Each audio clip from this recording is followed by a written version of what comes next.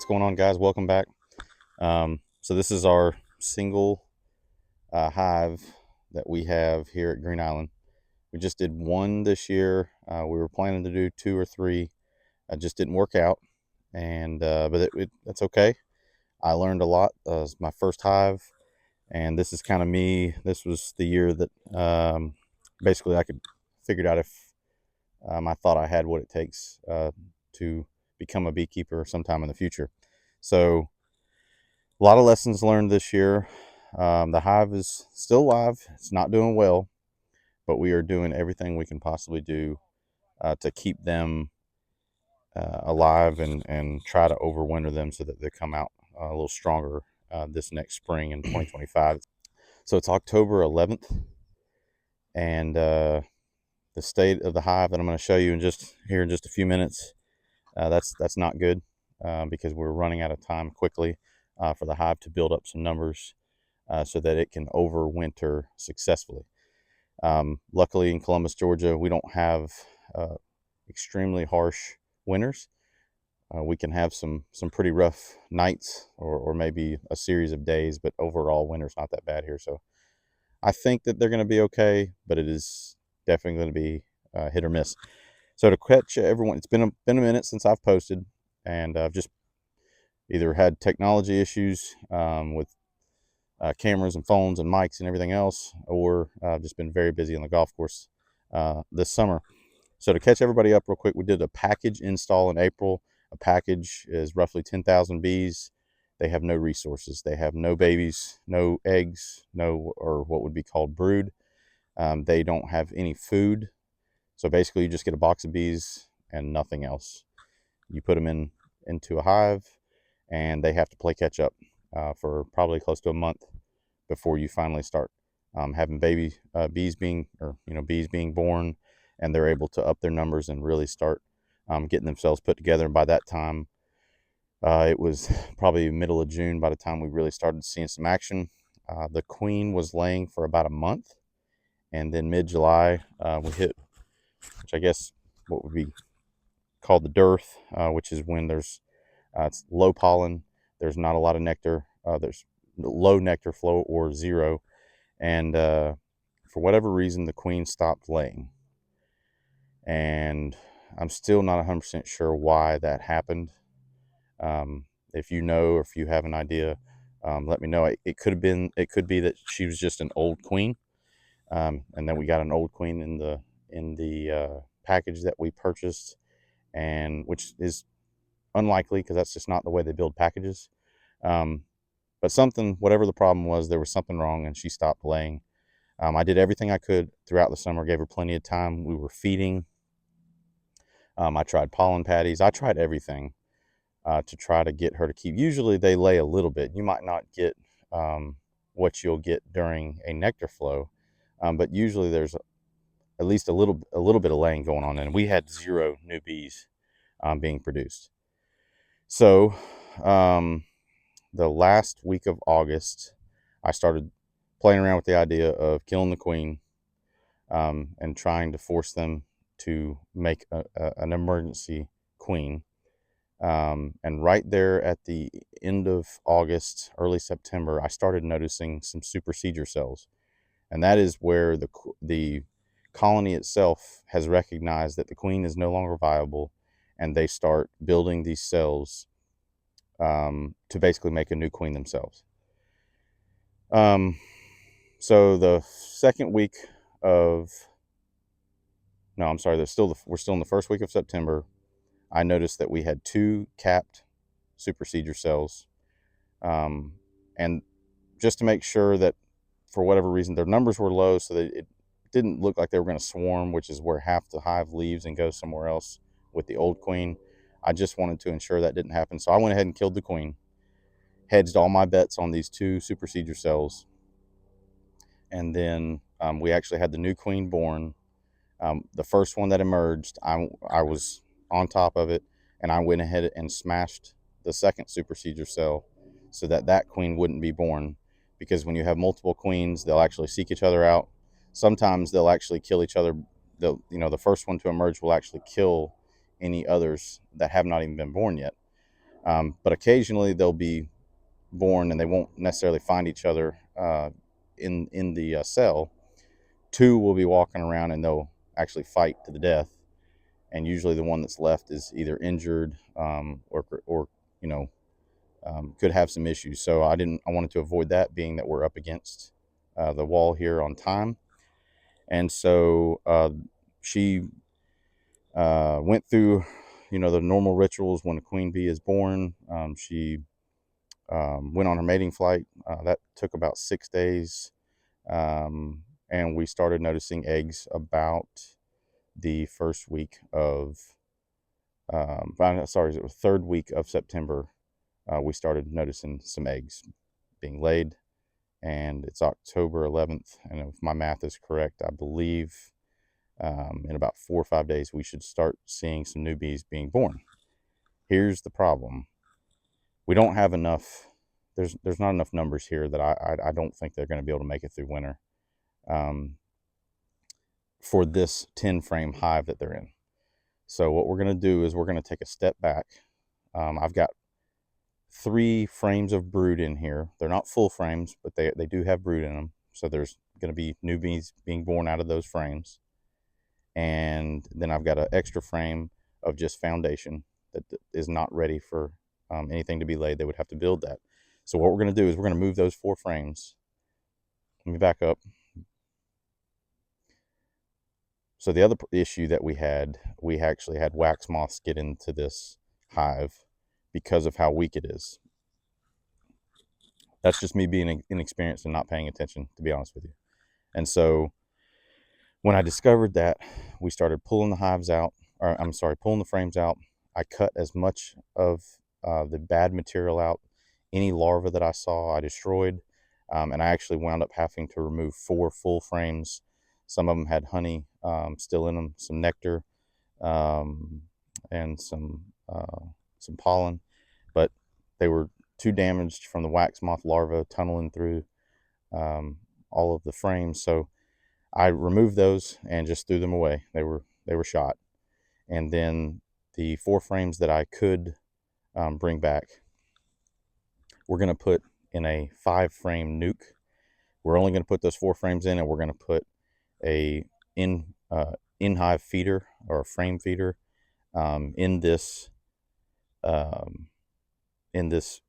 frame nuke box, and we're going to feed them with a very watered down sugar syrup, and that will help them build out that 4th frame of foundation that does not have any comb on it right now. It'll also hopefully encourage some weight gain and get them ready for the winter time. But there's just not enough bees to have them in a 10 frame box right now. I do have a honey super on here. At the beginning of June, I felt like the numbers were exploding. The original queen was doing really, really well. And so I put this on here because I was worried that a deep box would be too much room and they wouldn't be able to defend the hive appropriately.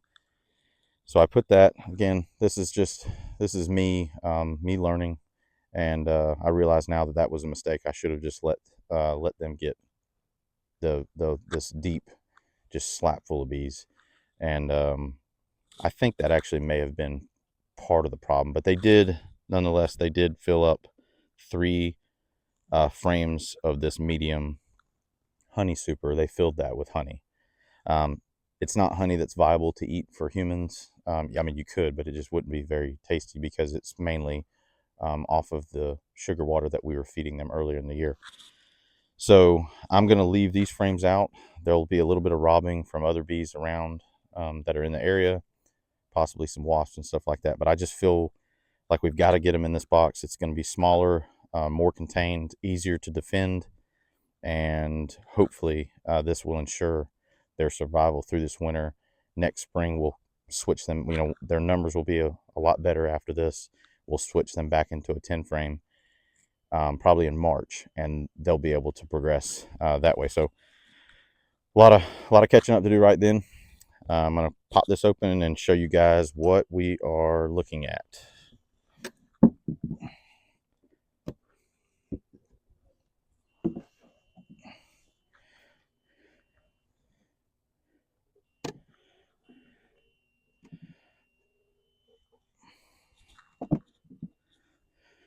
So this is our Honey Super. I'll show you what's on here.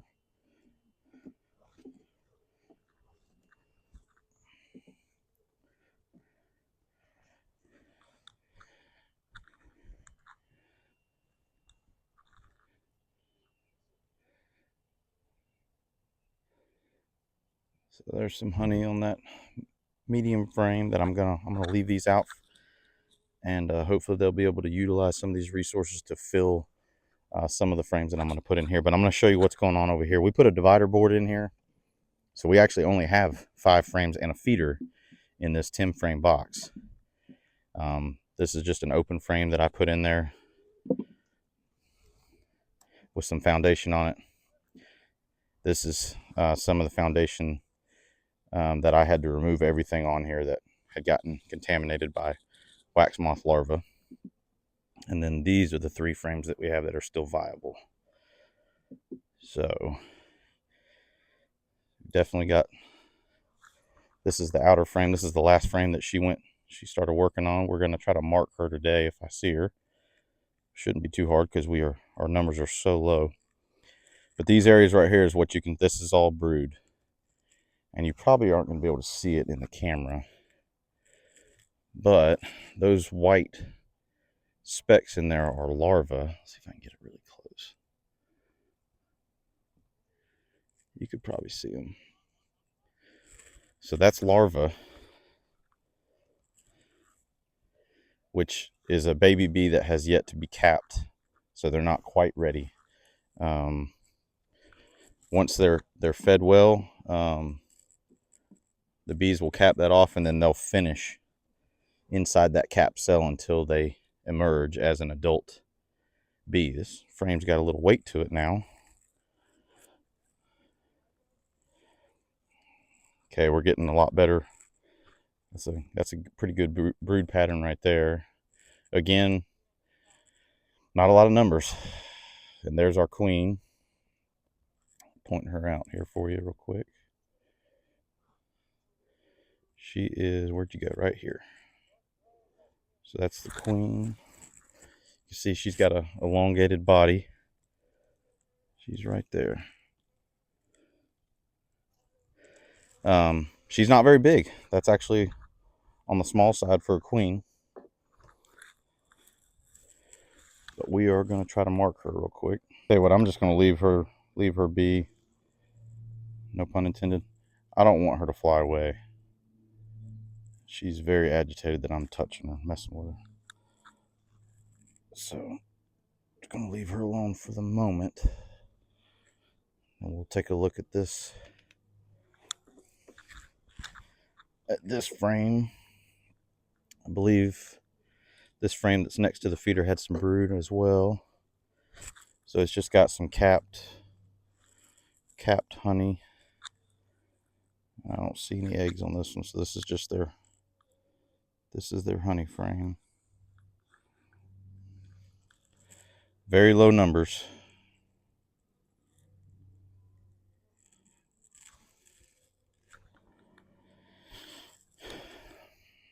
So we're going to put that one right next to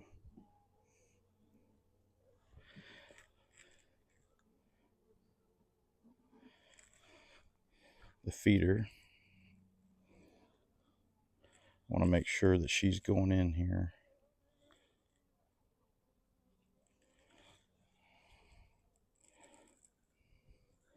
All right, there she is.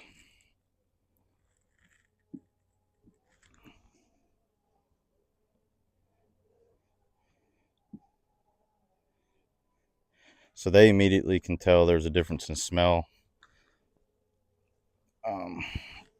So I can even hear them. They're getting agitated. But I'm hoping her being in there is going to help hold them in. They're definitely agitated.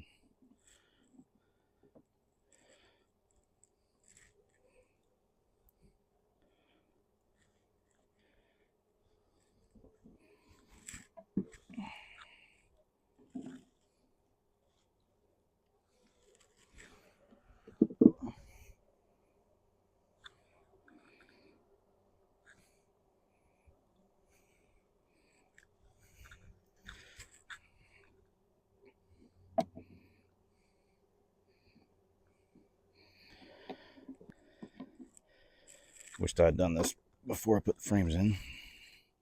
Yet another mistake.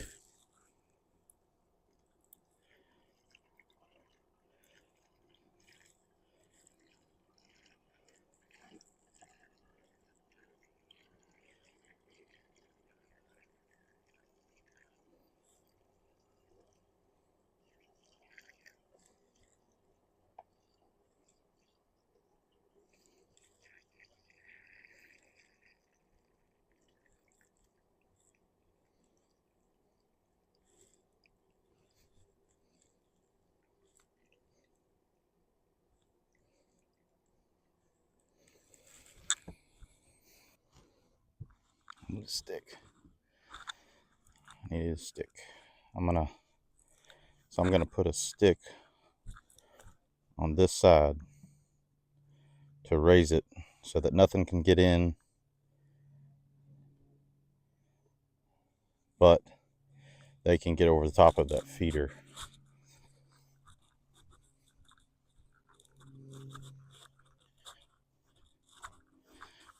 Doesn't have to be much. This will do.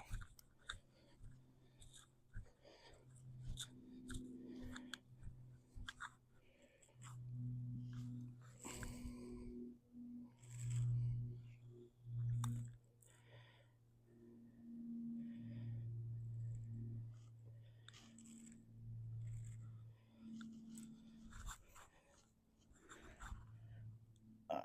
I think that's good. Okay, so I'll make sure that we give a quick update here in a couple weeks. Maybe we'll just wait 7 days and we'll give an update and let you guys know how it's going. Thanks for watching.